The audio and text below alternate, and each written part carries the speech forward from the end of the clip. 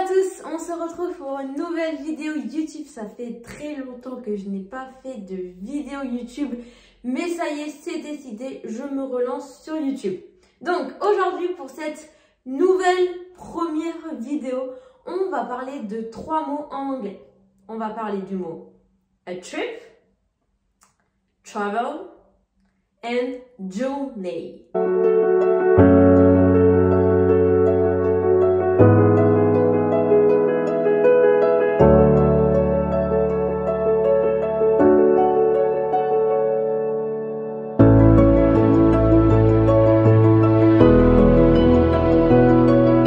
Donc là, attention, il y en a beaucoup qui me disent « Oui, mais Delphine, journée, ça ressemble à journée. Est-ce que c'est la même chose ?»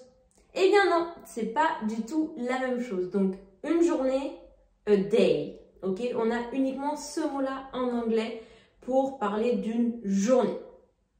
Donc, journée, on va voir aujourd'hui dans cette vidéo, c'est quoi la traduction et la signification de ce mot. Mais déjà, pour commencer, rappelez-vous que une journée, a day. Journée and journey, ça n'a aucun rapport. Donc, tu te doutes bien que si je te parle de ces 3 mots aujourd'hui, c'est que forcément, ils ont un lien ensemble. Donc, le lien, c'est quoi? Eh bien, tout simplement, on va utiliser ces 3 mots pour parler d'un voyage. Donc, a trip, a journey, c'est le mot, un voyage. Travel, c'est le verbe voyager. Donc souvent, ça peut un petit peu être difficile parce que du coup, en français, c'est le même mot. Voyage, voyager. Ça se ressemble, c'est proche. En anglais, non. Donc retenez bien que travel, c'est le verbe voyager. Et si vous voulez utiliser le mot un voyage, dans ces cas-là, il faudra soit utiliser a trip or a journey. On va voir bien évidemment c'est quoi la différence entre les deux. On va déjà faire quelques exemples avec travel. Donc premier exemple, I love to travel and explore new cultures. J'adore voyager et explorer de nouvelles cultures. Donc là, j'ai bien utilisé le verbe travel. Le verbe travel qui est régulier. Donc, si maintenant je fais une phrase au passé, je vais tout simplement mettre ed à la fin du verbe travel et du coup, on va faire le son en d. D'accord? On se rappelle qu'au passé, il y a 3 sons différents. Le son id, le son t et le son d. Travel fait partie des verbes où on va faire le son d. I have traveled to many countries in the past few years. J'ai voyagé dans de nombreux pays ces dernières années. Donc là, I have traveled. Ok? Donc, j'ai bien fait le son d à la fin du verbe travel pour mettre la marque du passé ou du participe passé. Dans ces cas-là, j'ai utilisé le present perfect. Donc, j'ai voulu mettre la marque du participe passé en ed également, traveled. Faites attention à ça, c'est très important parce que finalement, c'est juste un tout petit son qui vient à la fin du verbe, mais qui va du coup changer toute votre phrase. Travel, traveled. Travel, traveled. Maintenant, parlons plus en détail de trip and journey. Donc, c'est quoi la différence? Parce que finalement, ces deux-là, ce sont des mots qu'on va pouvoir utiliser finalement de la même façon, mais qui veulent dire la même chose. Mais il y a une petite différence entre les deux. La différence, c'est quoi? Très simple. Trip, on va l'utiliser quand on parle d'un petit voyage. Journey, là, on va l'utiliser quand on parle d'un plus long voyage ou un voyage où il va y avoir quelques petits changements. Par exemple, un road trip. Un road trip, forcément, on change de voyage, il y a un parcours qui est fait, on commence du nord, on va jusqu'au sud. Donc, c'est un voyage avec un petit peu de changement, où on bouge beaucoup. Il va y avoir un itinéraire, etc. Donc, on va utiliser journey. Donc, si c'est un petit voyage, si c'est un voyage où finalement vous restez au même endroit, utilisez a trip.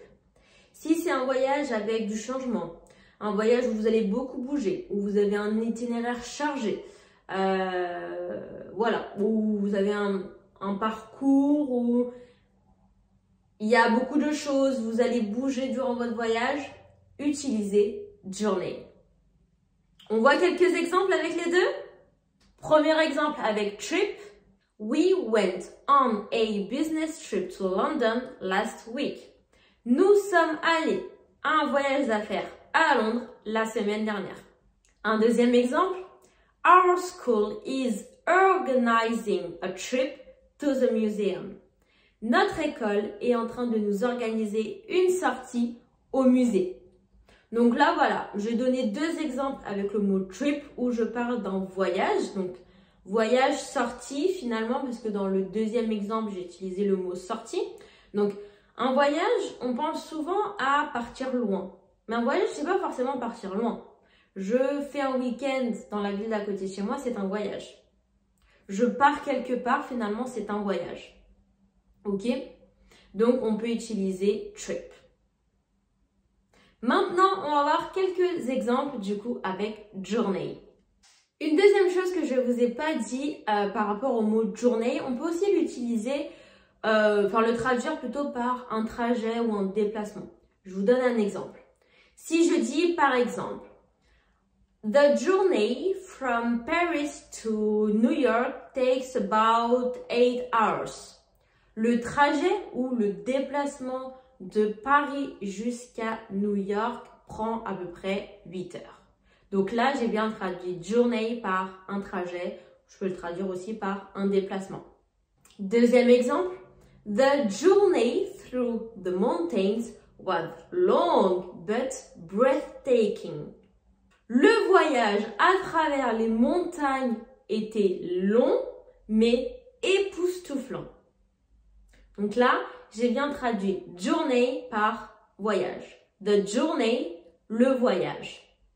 Je vais vous donner un autre exemple parce qu'au début de la vidéo, je vous disais que journey, on pouvait aussi le traduire par un parcours. Je vous donne un exemple maintenant avec cette traduction. His journey to becoming a doctor was long and difficult. Son parcours pour devenir médecin a été long et difficile. Et voilà, donc là j'ai bien traduit journey par parcours. His journey, son parcours. Et voilà, donc finalement journey, il a plusieurs significations. D'accord? Donc la signification de base c'est un voyage, mais on peut aussi le traduire par un trajet, un déplacement et un parcours. Et voilà, donc c'est fini pour cette vidéo. N'hésite pas à toi aussi, si tu veux t'entraîner en anglais, à m'écrire des petites phrases en commentaire en utilisant a trip, to travel, a journey. Comme ça t'entraîne en même temps, je peux te corriger. Si jamais tu veux en apprendre plus en anglais, je te mets aussi en description le lien de mon site internet où tu vas pouvoir retrouver toutes mes formations en anglais. Je te mets également le lien du CPF si jamais tu veux utiliser ton budget CPF pour apprendre l'anglais avec moi, c'est possible. Je te mets tous les liens en description, n'hésite pas à aller voir et on se dit à la prochaine pour la prochaine vidéo. Goodbye!